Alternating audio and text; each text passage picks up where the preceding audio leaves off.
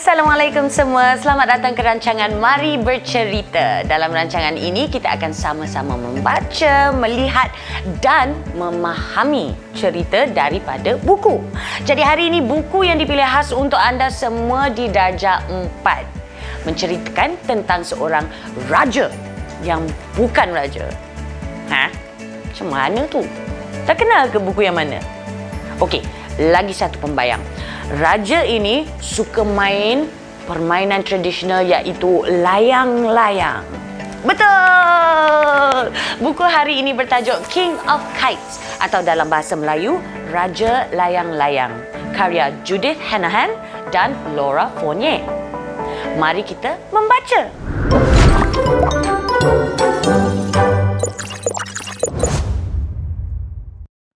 Hai semua, Assalamualaikum. Saya Sharifah Alia dan saya memang minat membaca.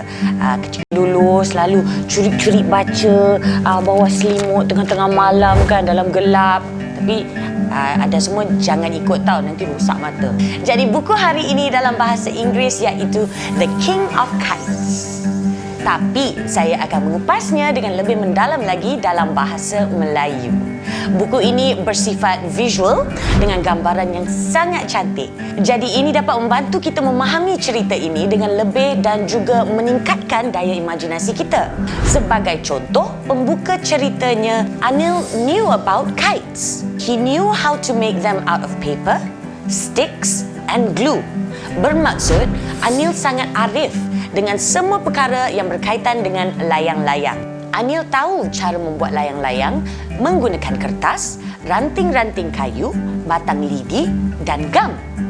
Dia juga tahu cara untuk menerbangkan layang-layangnya di atas atap-atap kampungnya. Dari muka surat 4 dan 5, kita lihat Anil membuat sebuah wow sambil rakan-rakannya melihat dan menunggu giliran untuk membaiki wow mereka. Inilah sebabnya kenapa Anil digelar The King of Kites. Di muka surat sebelah pula, kita diperkenalkan kepada ibu Anil, di mana ibunya sedang menjahit baju dan rakan-rakan atau pelanggan-pelanggan melihat hasil kerja ibu Anil. Muka surat 8 hingga 11 juga membandingkan antara Anil dan ibunya. Apabila ia menggambarkan suasana Anil dan ibunya berkarya dengan bahan-bahan dan peralatan mereka. Setiap pagi mereka akan menyediakan tempat untuk bekerja dan mereka juga mahir dengan seni yang dibuat. Ini digambarkan dengan perkataan flew. Her needle flew dan his fingers flew menunjukkan pergerakan tangan mereka dalam waktu terpelihara penuh fokus itu. Pada suatu hari, Anil terdengar yang akan berlangsungnya satu majlis perkahwinan di kampung beliau. Dengan segera, Anil menyuarakan hasratnya atau impiannya untuk menyerikan majlis perkahwinan di kampungnya dengan layang-layang. Di muka surat 12, Anil berkata, I shall make 12 kites and fly them all at once in honor of the bride. I shall cover them with sequins and give them tails of bright ribbon. Kenapa rasanya Anil berhasrat sedemikian? Adakah dia seorang yang bangga dan riak dan ingin menunjuk-nunjuk? Ataupun adakah kamu rasa minatnya terhadap layang-layang meningkatkan motivasinya untuk mencabar diri? Ini satu makna tersirat yang boleh anda renungkan. Tapi bila kita baca di muka surat 14, kita dapat tahu yang ibu Anil kurang bersetuju dengan rancangan Anil. Anil's mother was not pleased. I shall have extra shirts and saris to sew for the wedding. You don't have time for kites, Anil. I need your help. And I need your sequins and your ribbon. Ibu Anil tak bersetuju kerana ibu Anil lebih memerlukan pertolongan Anil untuk menjahit banyak pakaian baru untuk majlis perkahwinan yang sama. Ibu Anil risau dan menyebut sesuatu yang sedikit menyakitkan lah untuk didengari oleh Anil, iaitu awak tiada masa untuk layang-layang, Anil. Kalau kita di tempat Anil, mesti terkejut, bercampur sedih mendengar kata-kata itu kan? Tapi atas rasa hormat dan sayang pada ibunya, Anil akur dan mengutamakan hasrat ibunya. Dia menolong ibunya dengan memastikan barangan jahitan mencukupi. Jika ada yang tidak cukup, dia akan pergi kedai untuk mendapatkannya. Akhirnya, baju tempahan ibunya selesai malam sebelum majlis itu. Tetapi Anil berasa sedikit kecewa lah sebab tak sempat untuk menyiapkan 12 layang-layang yang diimpikan olehnya. Kawan-kawan Anil juga merasa kecewa dengan keadaan itu kerana Anil sangat ingin menerbangkan layang-layang di hari perkahwinan tersebut. Namun, pada keesokan harinya, kawan-kawan Anil telah membuat kejutan untuk Anil. Apabila Anil bangun pada pagi hari perkahwinan tersebut, Anil ternampak 12 layang-layang di luar rumahnya. Semuanya layang-layang tersebut adalah layang-layang lama yang pernah dibuat oleh Anil dan telah diberikan kepada kawan-kawannya oleh Anil.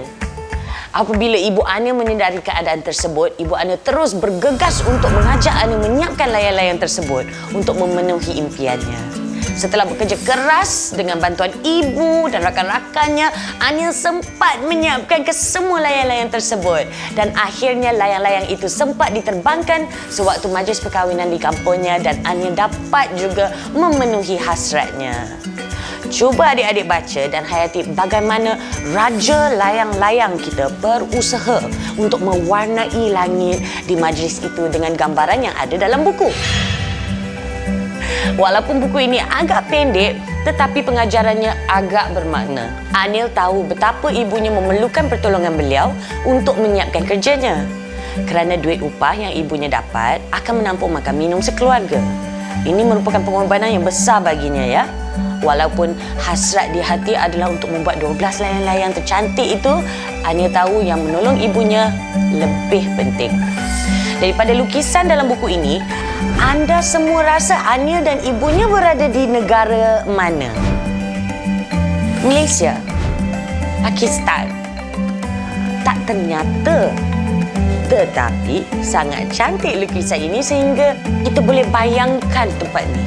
Dengan itu, jangan pergi mana-mana tahu sebab bila kita kembali nanti, kita akan bermain satu game show yang khas untuk adik-adik semua.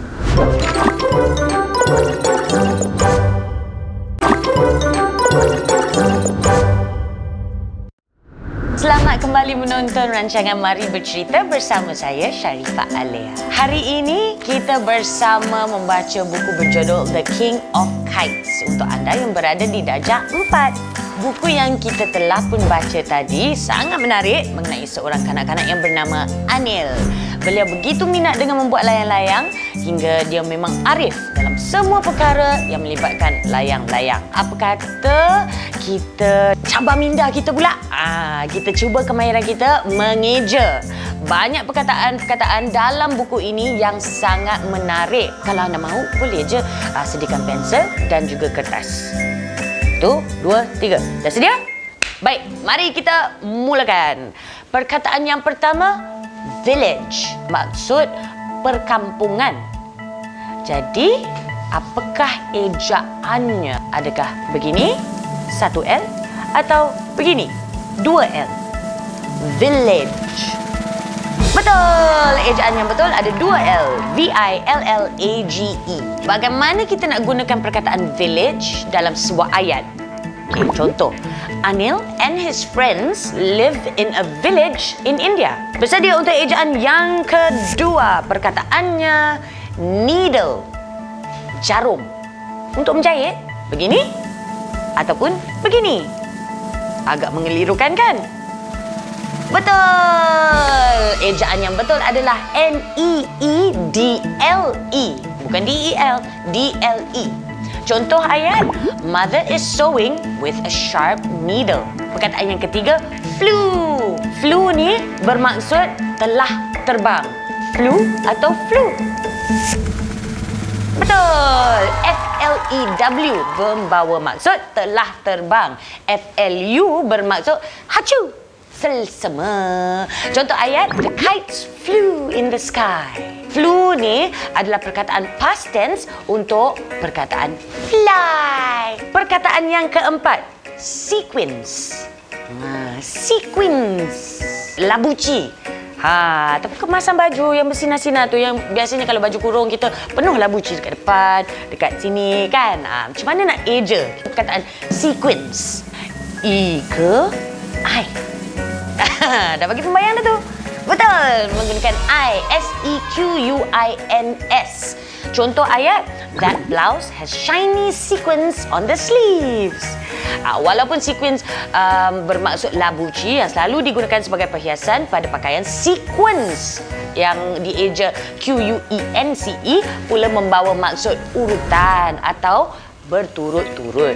Contoh ayat yang boleh digunakan untuk perkataan sequence adalah we go to the classroom in sequence. Okey, perkataan yang kelima. Pleased. Perasaan puas hati, suka hati terhadap sesuatu. Pleased. P-L-E-A-S-E-D. Pleased. Jangan pula terkeliru kerana pleased yang ditulis itu bukanlah perkataan past tense kepada please. Yang ada di itu bermaksud berpuas hati. Mother is not pleased with Anil. Perkataan yang seterusnya, stitched, merujuk kepada sesuatu yang telah dijahit. Stitched. Yang mana satu? Yang ni ke? Yang ini? Mestilah stitched. S-T-I-T-C-H-E-D. Contoh ayat, many shirts and saris have to be stitched. Macam flu tadi, stitched ini juga merupakan perkataan past tense yang digunakan untuk menunjukkan bahawa sesuatu telah pun terjadi. Perkataan yang seterusnya, patterns. Ada 2 T ke? Ada 1 T. Tahniah, anda semua memang hebat. 2 T. P-A-T-T-E-R-N-S. Contoh ayat, mother prepared many patterns of various clothes to sew. Perkataan seterusnya, ini mencabar sedikit. Nightfall. Nightfall bukan malam jatuh Nightfall bermaksud apabila malam menjelma ataupun tibanya waktu malam. Soalannya, adakah ia dieja rapat ataupun jarak? Nightfall ataupun nightfall? Silakan cuba. Memang hebat. Tanya, betul. Rapat. N-I-G-H-T-F-A-L-L. Nightfall. Contoh ayat adalah we went home before nightfall. Kita pulang ke rumah sebelum tibanya waktu malam. Okey? Alright. Seterusnya, promise. Ni memang senang sangatlah untuk anda semua. Selalu kita gunakan perkataan ini sebenarnya kan? Promise. Satu perjanjian ataupun berjanji. Macam mana kita nak eja perkataan ini? P-R-O-M-I-S atau P-R-O-M-I-S-E? Betul! P-R-O-M-I-S-E. Tanya! Contoh ayat, he made a promise and kept his word. Maksud dia berjanji dan menepati janjinya. Perkataan terakhir untuk segmen ini, decorate. Ni macam album Yuna tu. Decorate. Yes! Betul.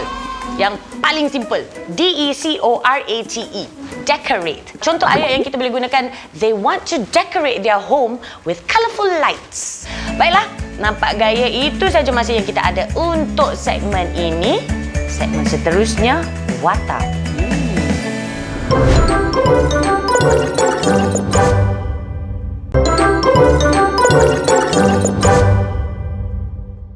Selamat kembali bersama saya Sharifah Alea dalam rancangan Mari Bercerita. Hari ini khas untuk anda yang berada di darjah 4 kerana saya sedang mengupas buku bertajuk The King of Kites. Baiklah, sekarang mari kita kenali siapa sebenarnya watak utama dan watak sampingan dalam novel King of Kites ini. Walaupun novel ini adalah novel grafik yang kelihatan simple, namun banyak yang kita boleh pelajari dari watak-watak di dalam novel ini. Kita mulakan dengan watak utama dalam buku The King of Kites, iaitu Anil. Anil yang diberi gelaran Raja kerana dia tahu segala-galanya tentang layang-layang. Cara membuat, cara menghias, cara bermain. Anil juga seorang yang penyayang dan baik hati. Anil adalah seorang yang penyayang dan baik hati terhadap ibunya dan masyarakat sekelilingnya.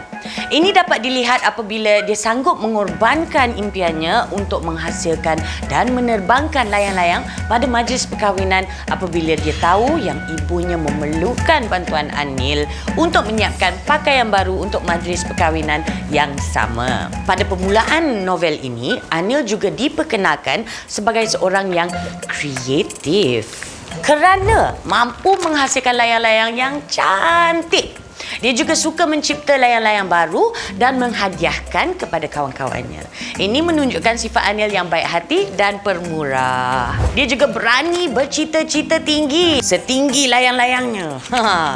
Dia berani bercita-cita tinggi dengan berkongsi hasratnya untuk membuat 12 layang-layang khas untuk satu majlis perkahwinan di kampungnya. Dan terusnya, kita akan membincangkan watak sokongan pula. Watak sokongan yang cukup penting dalam cerita ini adalah Ratu Jejarum ataupun Queen of Needles dalam bahasa Inggeris. Gelaran tersebut diberi kerana kepakaran watak ini menjahit. Anda semua tahu kan siapa Queen of Needles ini? Siapa lagi kalau bukan ibu kepada Anil? Ibu. Dengan gelaran yang diberi ini, kita tahu darah kreatif yang mengalir dalam diri Anil adalah dari ibunya yang gemar dan mahir menjahit baju. Ibu Anil digambarkan sebagai seorang yang bersifat tegas dan berdisiplin. Tegas dan berdisiplin kerana dia berusaha untuk menyiapkan tempahan baju yang banyak walaupun dia terpaksa meminta bantuan Anil dan meminjam peralatan Anil. Walaupun pada awalnya Anil terasa hati dengan ketegasan ibunya, sifat penyayang antara ibu dan anak tetap kuat apabila ibunya sedar Anil berasa sedih pada malam sebelum majlis. Jadi penyayang tu tetap ada. Akhirnya, Ibu Anil juga cepat-cepat menolong Anil menyiapkan 12 layang-layang menggunakan bahan-bahan jahitan dan hiasan yang ada. Selain daripada watak utama dan sokongan, terdapat banyak watak-watak lain dalam cerita ini yang tidak bernama seperti rakan-rakan Anil yang rajin bertanya, kenapa watak-watak ini penting? Dan apa sebenarnya peranan watak ini dalam cerita King of Kites ini? Rakan-rakan Anil selalu ada di sisi Anil untuk memberi semangat dan menyokong minat Anil. Mereka juga berkongsi perasaan dan setia mendengar penjelasannya tentang layang-layangnya. Mereka juga rakan-rakan yang prihatin kerana mereka juga berasa sedih apabila Anil tidak dapat memenuhi hasrat sendiri menerbangkan layang-layang pada majlis perkahwinan itu, kan? Pada akhir novel ini, kita dapat rasa cinta dan kasih sayang, persahabatan dan nilai kemasyarakatan yang sangat indah di antara Anil dan rakan-rakannya. Apabila mereka memberikan layang-layang lama untuk membantu Anil merealisasikan impian Anil. Menarik kan watak-watak yang terdapat di dalam novel King of Kites ini? Walaupun ada yang tidak bernama, namun mereka masih memberi impact untuk menggerakkan cerita Anil di dalam novel ini.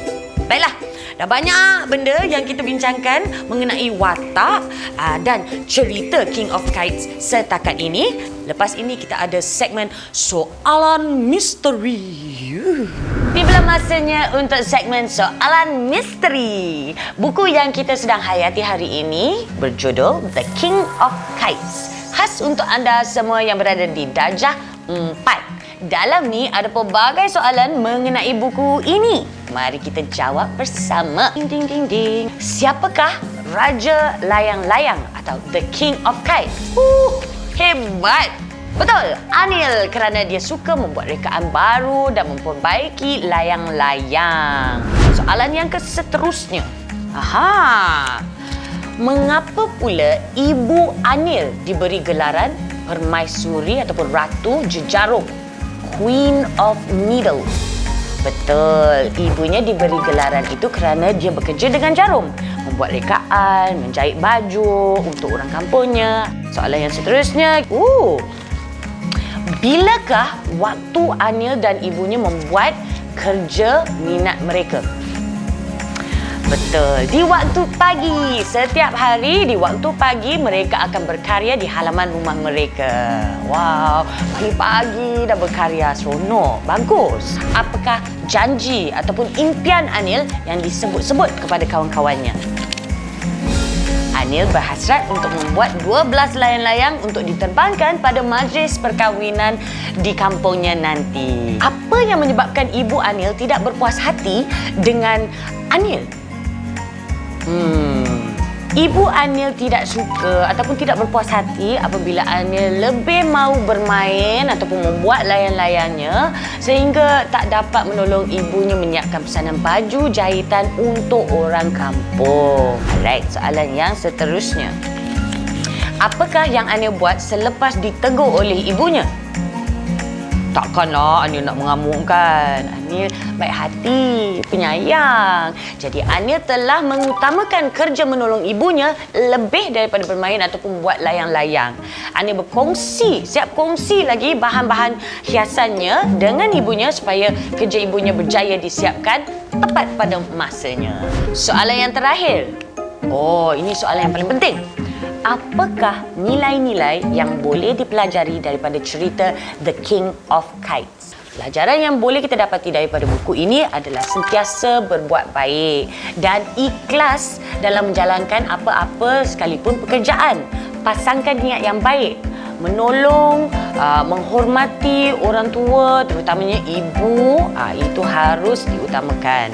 Teruskan usaha tanpa jemu. Jangan cepat berputus asa. Cuba bayangkan kalau Anil berputus asa. Memang langsung tak ada 12 layang-layang yang cantik tersebut kan? Dan di mana ada kemahuan, di situ ada jalan. Jadi tanya semua. Saya harap apa yang kita bincangkan tadi dapat membuka minda anda semua dalam memahami buku bercerita bergambar The King of Kites ini. Karya Judith Han dan Laura Fournier. Seronok kan? Nah, cerita yang mudah difahami bersama dengan visual yang menarik yang kita tentu akan tersentuh. Terutamanya jika kita sendiri mempunyai hobi yang sesuai dengan jiwa ataupun minat kita. Teruskan membaca, okey? Saya yakin anda akan jumpa sesuatu yang menarik tentang jalan cerita dalam setiap buku yang anda baca. Kita jumpa lagi. Assalamualaikum. Bye.